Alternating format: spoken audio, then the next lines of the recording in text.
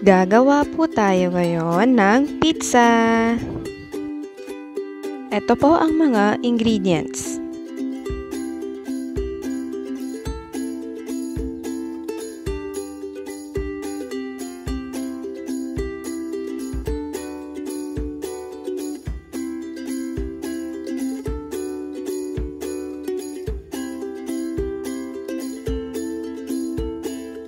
Haluan po natin ito ng 2 kutsarang mantika.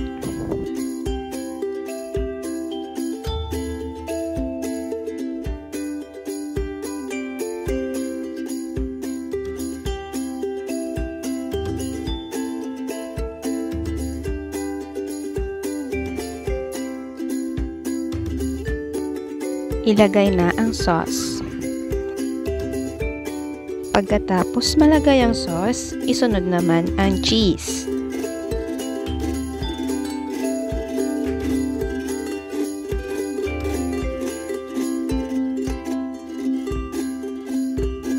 Pagkatapos ay ilagay ang ham.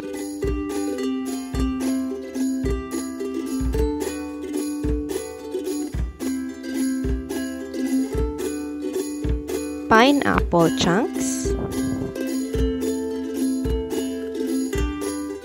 White onion,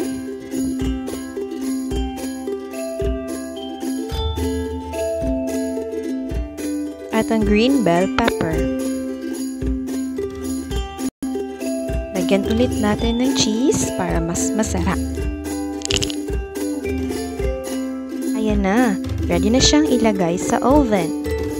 Preheat your oven.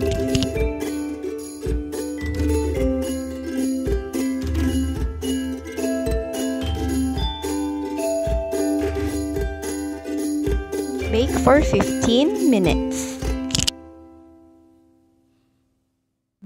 Ready na.